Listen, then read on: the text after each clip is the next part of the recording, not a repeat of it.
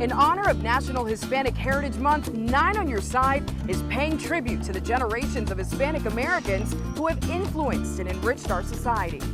Hello everyone, I'm Angie Quesada, and today we're kicking off with some vocabulary. It's a word emerging in the Hispanic culture in the United States, and that's Latinx. It's newer, gender neutral, and argued to be more inclusive. We're heading back to school today to learn about the term with 9 on Your Side's Victoria Holmes. It's time for a grammar lesson. Just what is Latinx?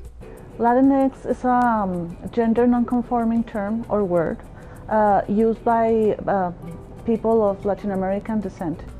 Dr. Jimena Perry is a Latin American Studies professor and is a native Spanish speaker herself. Her lesson plan for today, a breakdown on this term. The thing about Latinx is that it's fairly new in some circles. Dr. Perry says Latinx advances the Spanish language. Especially when there are many more identities right now, not only for Latin Americans, but for everybody. So the LGBTQIA+ community has adopted this term to feel like more included. Latinx can also describe a group that has both males and females, and it's dependent on geography, not language. People from Latin America are Latinx. People from Spain, although Spanish speaking, are not Latinx. Sound confusing? Well, pongo atención or pay attention, because Dr. Perry is giving us a helpful anecdote. For example, Brazilians are Latinx, but they're not Hispanic. And Spanish from Spain are Hispanic, but they are not Latinx.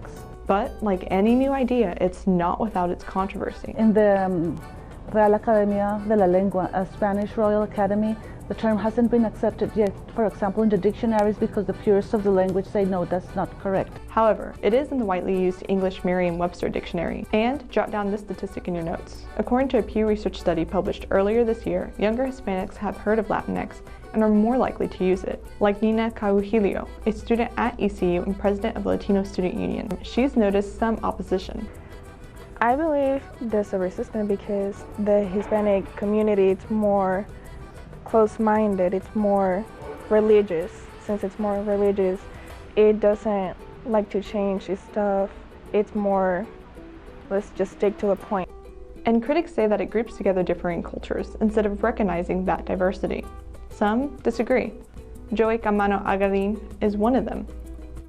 I think Latinx is more of a diversity thing, because if anything, I could say I'm a Latino man, I'm a part of a Latino community, but if somebody represents themselves as like non-binary or etc., that's a term for them to be able to feel comfortable in using, when referring to somebody and talking to them, saying that I'm Latino. Instead of saying that they're Latino, they can say I'm Latinx and be proud. And although it's fairly new, it is gaining popularity among younger Spanish-speaking people who are welcoming to including more genders besides male and female. That's why I believe the Latinx word is going to be more popular later on, because our generation, it's more open-minded and want to include everybody. And now, time for a test. No, not really. If you're wondering when to use the term, just make sure to ask first. A gender non-conforming person may want to be referred to as Latinx. Otherwise, Latino or Latina works just as fine. For Hispanic Heritage Month, I'm Victoria Holmes. The Hispanic community faces a lot of health disparities, and that's because of the language barrier. Not enough English-speaking doctors can communicate with Spanish-speaking patients, and that's leading to misinformation about their health and diagnosis. Well, we'll introduce you to one doctor who says there needs to be more Hispanic medical professionals during the pandemic. Hola, señora Celia. Juanita Mora found her calling to be a doctor at a very early age. I saw the need for Spanish-speaking doctors. I was the little kid at 6 years old translating for my mom. And I said, I want to be the doctor who will speak in their language, who can actually be there for them. Born and raised in Pilsen to Mexican immigrant parents Maria and Samuel Mora, Juanita found unconditional support at home. Dr. Mora credits teachers with identifying her talent and encouraging her to look for the best education possible. It was my grade school teacher who actually taught my parents, did the application completely for my parents, and got me into actual Lane Tech. And at Lane Tech High School, a teacher told her to apply for early admission to University of Chicago. Not only was she accepted, but received a full ride scholarship. but not everyone in her path was as supportive. There's going to be people who are going to tell you, you are a Latina, you come from a very humble background, maybe you should think about becoming a nurse or a medical assistant.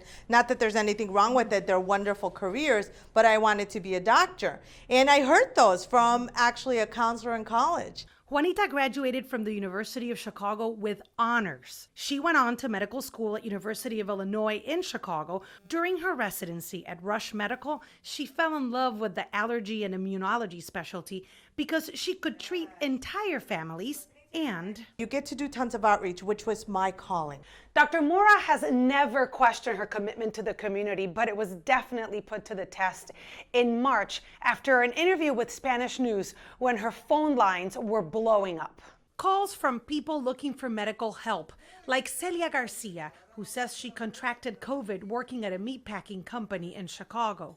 Dr. Mora and her staff didn't turn anyone away. I talked to the girls and I said, our faith is going to be bigger than our fear. We're going to open our doors to helping this community navigate this pandemic. Dr. Mora will even call me on Sundays. I mean, who does that, for their patients? Not only did Dr. Mora treat COVID-19 patients at her office, but she also advocated at their place of employment. I got to call those offices and say, this is Dr. Mora, and I am recommending at this time that all workers wear protective gear, that they be social distance and hand sanitizer. I'd write letters and I'd send them and fax them too. Dr. Juanita Mora is doing what she loves the most, saving lives in her practice and advocating for one of the most affected communities in Chicago in the middle of this pandemic. What I want us to learn as a world, as a country, is how we can unite more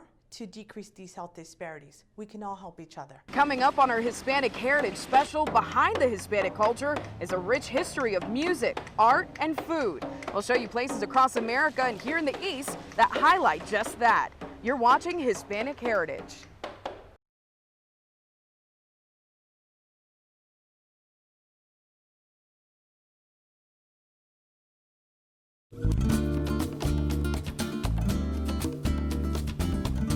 Jacksonville, North Carolina is the home of many military bases, and a lot of those military members are of Hispanic heritage, and they tend to feel homesick. Well, 9 on Your Side's Kayla Schmidt brings us to La Cocina de Coqui, where the owners are serving up authentic Puerto Rican cuisine and giving a little taste of home to those military members. We know we're in a military town and we're almost a Puerto Rican military. It goes together, but when they come in, a lot of Hispanics feel like home. La Cocina del Coqui in Jacksonville is a local spot, bringing Marines and the community to its Puerto Rican roots. Owners Edwin and Rochelle Enai decided to open it after Edwin got out of the Navy. It wasn't for the money, it was for the community, for the people who serve, as I did, and the way that I'd be able to serve as I was a corpsman, save life, my way now serving my community, again, through food. He says there was nowhere to eat authentic Puerto Rican food when he was young Marine, so the couple decided to bring it to Jacksonville. The owners say their most popular dish is their take on a Cuban sandwich. In 1 year, we sold over 30,000 Cubans in 1 year. Don't ask me how. So I asked Chef Edwin to show me how to make it.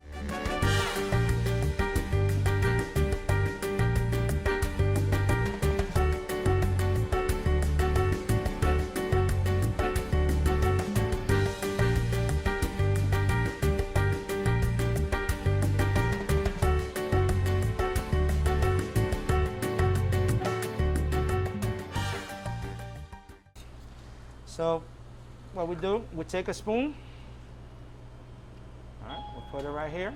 Edwin says at the end of the day, it's about giving Jacksonville a taste of his home and opening up those doors for others. As long as we know that a lot of more our customers will come back and they feel like home, that one makes us keep this place open. For Hispanic Heritage, I'm Kayla Schmidt, 9 on Your Side. Let's head to wine country, where one couple went from being bankrupt to having their wine served at the White House. Mi sueño means my dream in Spanish, and this couple is living theirs. Marty Gonzalez has their story. What started as a side project for Mexican immigrants and winery owners Rolando and Lorena Herrera has become a dream come true. Lorena is the oldest of 9. She came from a family of grape growers in the Napa Valley. My father taught us the art of grape growing. He taught us how to dedicate our lives to the land. Rolando arrived in Napa as a young boy in the 1970s, and a summer job with famed winemaker Warren Winiarski turned into the job of a lifetime. I still feel like it was yesterday, opening that door and seeing that, big cask, big cellar, and saying to myself, wow, this is beautiful. Over the next 10 years, Rolando would advance from harvest laborer to cellar master, and as he grew, his curiosity for winemaking did too. I remember 1986, I did a little quick math in my head at Stag's Leap Wine Cellars, like, oh my God, I could never own a winery. I could never make wine because I saw my paycheck was less than the cost of a new barrel. Despite that, his dream never wavered. When the couple got married in 1997, Rolando knew he wanted something of his own. With Lorena's support, Rolando experimented with Chardonnay, a grape he felt comfortable with. But there was pressure all the same. Even though they were my grapes, I paid for them, it was a little nervous. I was nervous like, oh my God. It's like, these are my grapes, this is my juice. I better not screw it up. And he didn't. In fact, their 1999 Los Carneros Chardonnay was served at a White House state dinner in 2001. The fact of having three different wines poured at the White House in 3 different occasions, that's still today one of the greatest, honors that we've had. The happy couple would grow from there to owning 8 vineyards. They pride themselves on owning 95% of their grapes. The biggest accomplishments for our business is that we established a brand without nothing. If Rolando and I did it, I think a lot of people could do it too. Pero mira, esta está más madura. Look at that. And while the Herreras continue to dream of new heights, their love and passion for their families is as strong as these vines. To be here today, as vineyards, property owners, vineyard owners, and winery owners and producers, it's a dream come true. Art brings happiness and positivity to so many people's lives, and during this pandemic, it's much needed. In Rhode Island, one Latino artist took to the streets to put some light in this difficult time. Rhode Island Latino Art says they want to promote this stretch of Broad Street in Providence as a destination. The artist tells me this mural will heal people during this difficult time. With the stroke of a brush, Rhode Island Latino Arts brings color and positivity to Broad Street during a pandemic. The people here, I thought they needed an uplifting way to get through this pandemic. The sidewalk mural is on the corner of Broad and Oxford Streets outside a popular Dominican restaurant. Rhode Island Latino Arts Executive Director Marta Martinez says Broad Street is the heart of Providence's Latino community. And that's what I promote Broad Street. It's el corazón de Providence. I live in the neighborhood, I work in the neighborhood. We have a lot of great food, a lot of great culture. All kinds of people live here.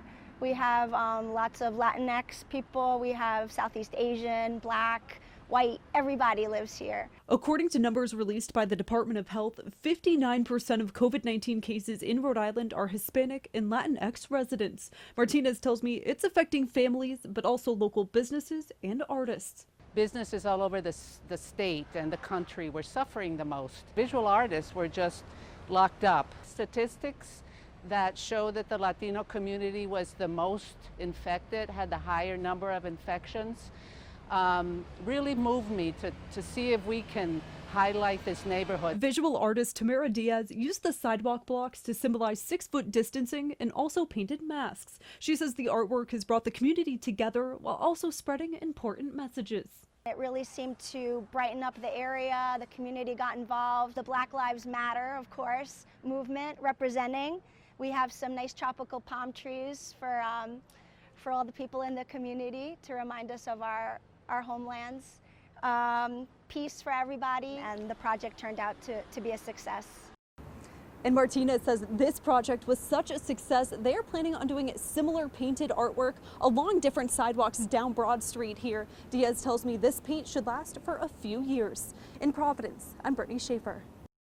Coming up on Hispanic Heritage, breaking barriers, how a brewery owner is working to bring more diversity to Denver with beer. Stay tuned.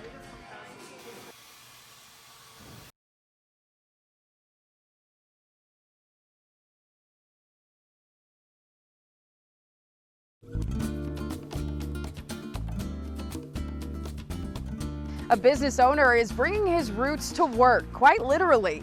He wants to bring diversity to Denver with a fun experience for all. Well, how's he doing it? He's serving up beer with a side of culture. When you have a beer at Raíces, it should feel like an experience. And it may be because the love its creators have for a carefully crafted cerveza is matched by the love they have for where they came from. This is our culture, this is our roots. We're proud of this. Raíces translates to roots in Spanish. Jose Beteta recently planted his roots in Denver, Colorado, after living on the East Coast for decades. But Jose was raised in Costa Rica. His family immigrated to the U.S. when he was 13 years old without immigration papers in hopes of a better life. The necessity sometimes is bigger than the permission that you need to be able to move. And running a $3 million project is pretty amazing. Raíces came together as Jose dreamed of a new business opportunity. He found an intriguing gap in his research. Out of over 8,000 plus breweries in the U.S., less than 0.5% of them are owned by Latinos. Yet consumption is closer to 18%. For Jose and his partners, breaking into the competitive craft brewery business was only part of the goal. The beer almost becomes the vehicle for us to be able to accomplish the other things that have to do with culture. Every aspect of Raíces is infused with Latino culture. Jose hopes that it taps into the next generation of business owners and change makers. After the break, we'll show you a little song and a little dance, how Hispanic ties are a big part of rock and roll, and how a tango school isn't letting the pandemic ruin their groove.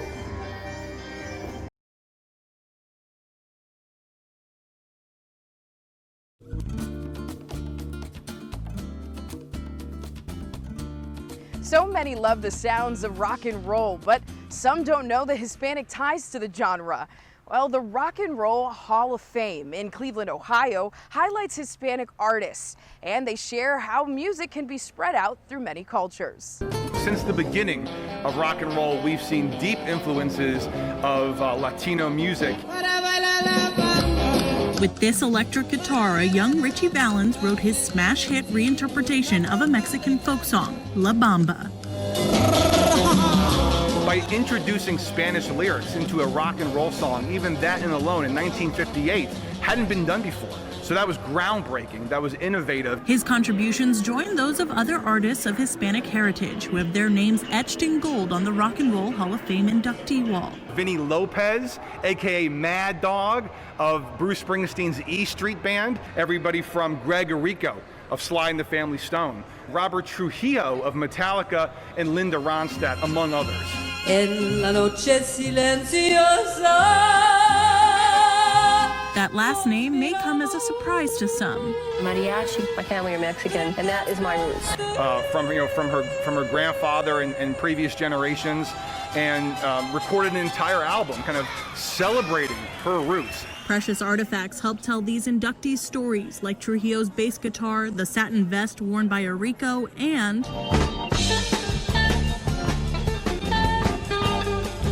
in our brand new Play It Loud special exhibit, we feature the famous Wolf guitar by Jerry Garcia of the Grateful Dead. Director of Fan Experience John Gerke says the Dead fostered a powerful communal aspect.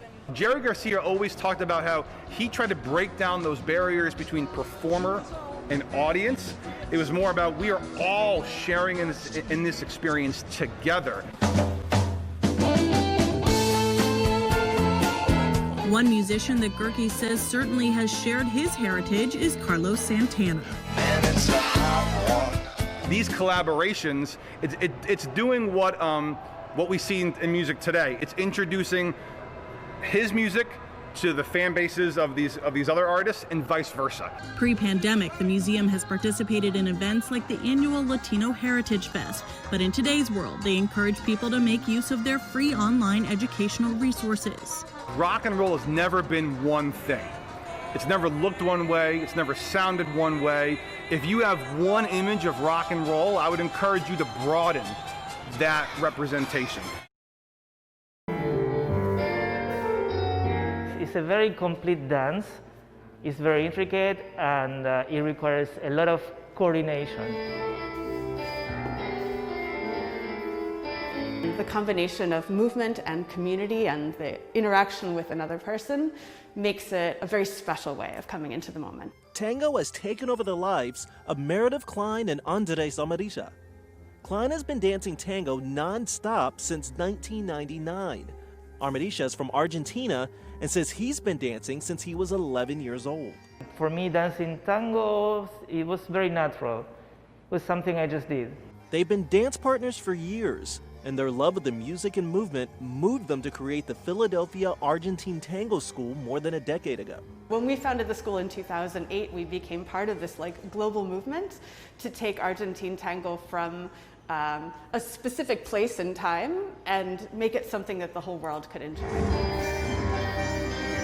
They said tango has deep roots in Hispanic culture, but has other influences as well. Like Latin America, which has so many different cultural influences and so many different traditions, tango also is this incredible mix of peoples and cultures and different art forms from around the world.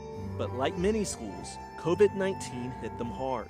In a socially distanced world, teaching an intimate dance that involves contact obviously presented some challenges. Now, instead of teaching with a dance partner, they use a stick. It's different, but it has not stopped people from learning. Forward step, pivot. Forward step, pivot.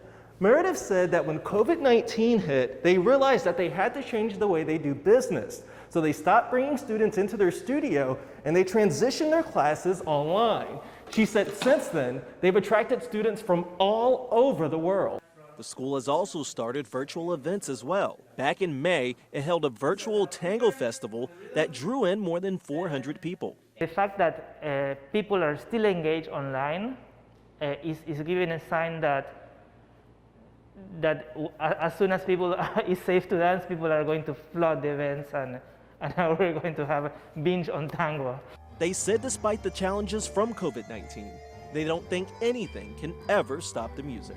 All these human resources that now exist for carrying tango forward is immeasurable. It's more than at any other moment in time. So I'm confident that all of that equals a revival on the other side of this. We just have no idea when that's going to be, right? None of us does. May it be soon. In Philadelphia, I'm Kyrie Stewart. We hope you've been informed and inspired as we celebrate the beautiful culture of Hispanic heritage. For more stories on the Hispanic culture and its influence in the United States, visit WNCT.com. For Hispanic Heritage, I'm Angie Casada. Thank you for watching.